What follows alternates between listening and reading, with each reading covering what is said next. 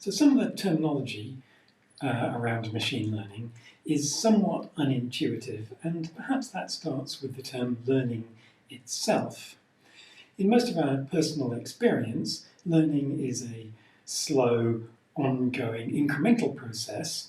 It's something that takes place over a period of time, like on the course that you're doing watching this video right now.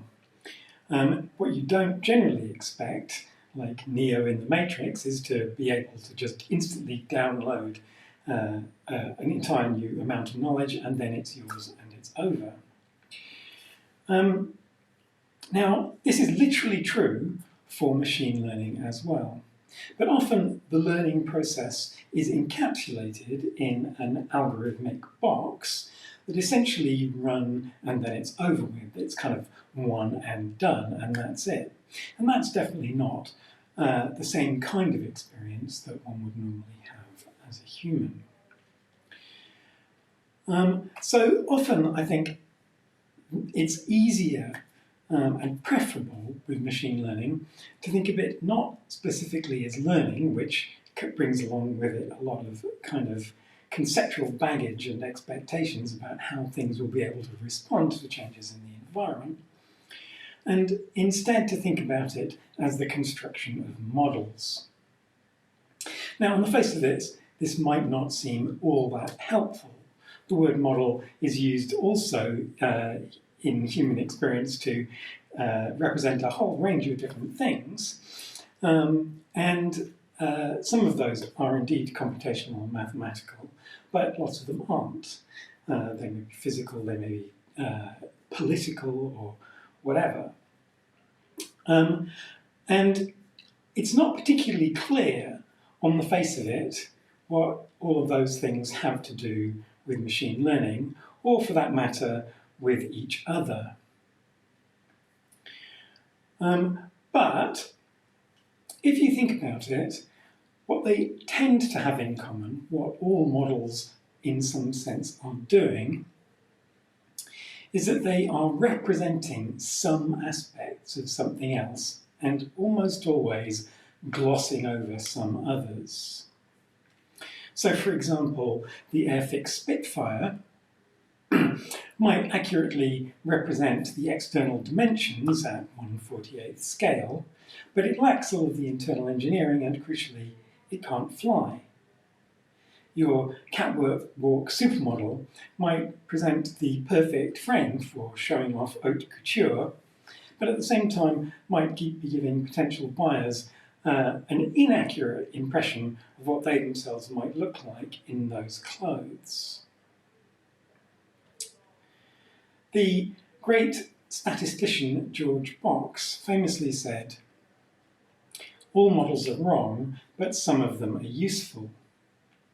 This is an often repeated and important caveat, but it shouldn't be taken as an admission of failure. Models are not useful necessarily just despite the ways in which they are wrong, but rather because of it, because of the simplifications and omissions that make it possible to focus on the points of interest that are the reason why we create the model. Now, this is a computer science course, so whatever our models are, we're going to want to frame them computationally or mathematically. In the most trivial terms, a model is just something which gives us some output that we're interested in. It makes some prediction based on some idea of how a system works. When we give it some input that tells it something about what the situation in the system is that we're interested in.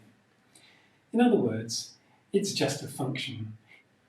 Here, f is the model, and x and y are the model variables. Its inputs and its outputs.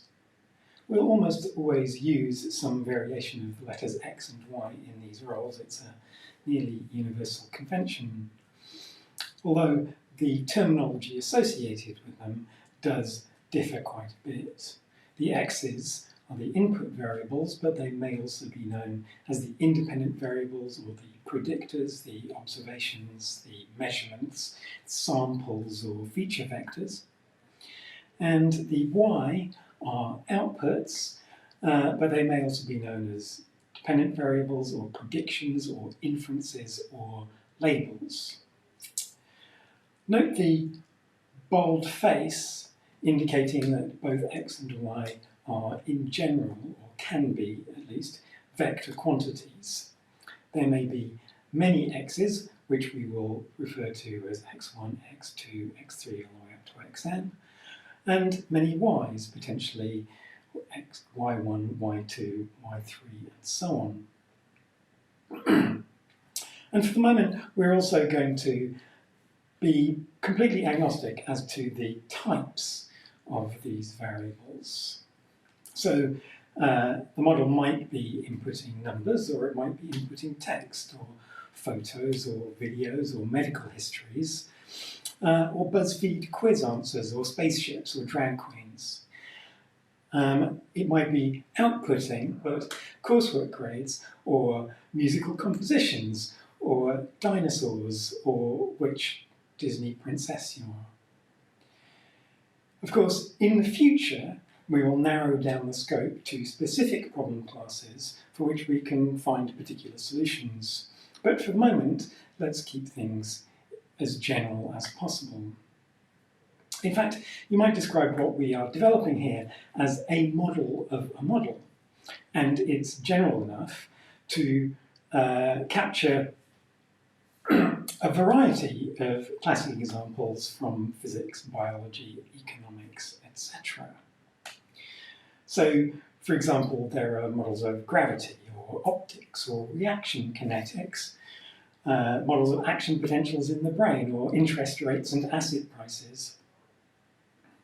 Note that some of these models are simple enough and elegant enough and accurate enough, reliable, that we get a bit full of ourselves and call them laws. They're still models though, and as such, as George Box would tell us, they are still wrong, at least in the sense of making simplifying assumptions and omitting things that would otherwise be just muddying the waters. So consider Newton's model of gravitation.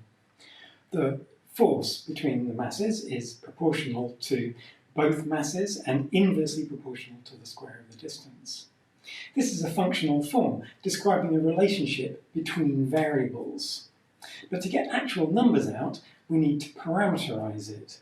In this case, with a universal constant g. Well, where does this come from? The answer is, it comes from data. You make measurements, and then you find parameters that make the model work out best to match the things that you observe. Now, you can't straightforwardly weigh celestial bodies or measure the distances or forces between them, so you have to invent a whole bunch of astrophysics and mathematics to figure it out, but the principle remains. A model consists of a functional form defining relationships between variables, plus some parameters, and the parameters are fitted from data. We generically denote parameters with the Greek letter theta, though we may use some other symbols in specific cases, in particular W for weights in the case of many linear models. So we can now write the complete model, somewhat more complete, in forms like this, either y as f of x parameterized by theta, that's what the semicolon theta denotes, or sometimes just to really push the point home, we might make the theta part of the indicator of the function, so we describe it as y equals f subscript theta of x. So parameters are what makes the model work, but classically parameters have been looked on a bit dubiously. They're a necessary evil, but you have to treat them with suspicion. The more there are, the more you have to measure, and the more you have to measure, the more opportunities you have for getting things wrong. If your model parameters aren't correct, then your model won't be either. And in fact, it may exhibit completely different qualitative behaviour depending on the kind of model and the kind of parameters. Moreover, scientists have traditionally been sceptical of complex models with lots of parameters because they are too flexible. So John von Neumann famously said, "With 4 parameters, I can fit an elephant, and with 5, I can make him wiggle his trunk." What he means by this is that having lots of parameters is in some sense cheating. Because in general, it is always possible to make a model fit better by giving it more parameters. And in fact, if you have as many or more parameters than you have observations, then you can always construct a model that fits perfectly. It won't be a very good model, and in fact, the problems that it exhibits fall under a general term overfitting, and we'll be encountering that a lot in the coming weeks. It nevertheless is possible to create such a model, and that's a good reason why people are often very suspicious of parameters. So if we go back to Newton's model of gravitation, where does that come from? How do you come up with a model like that? So let's start with some observations, obviously, plenty of them over many centuries, in fact. But then you have to do a lot of thinking and beard stroking, or possibly in his case, I don't know, fondling your periwig. And eventually, after all of that hard thinking and contemplation, you might have some kind of insight or inspiration. So this has been more or less the basis of science since antiquity. It's the classic eureka moment of Archimedes leaping out of his bathtub. And it's an approach that works great under certain circumstances. In particular, when the problem is low dimensional, so you only have to consider a relatively small number of different variables. Secondly, if the behaviour can be well captured by intuitive and elegant rules. And thirdly, if you happen to be Isaac Newton. Now, number 3, who knows? Perhaps some of you will turn out to be great scientific or mathematical geniuses of that calibre, and that would be great. I hope you use your powers for good. But 1 and 2 are very seldom the case, especially for the kinds of modern mesoscale, that is to say, dealing with everything at the level of human beings.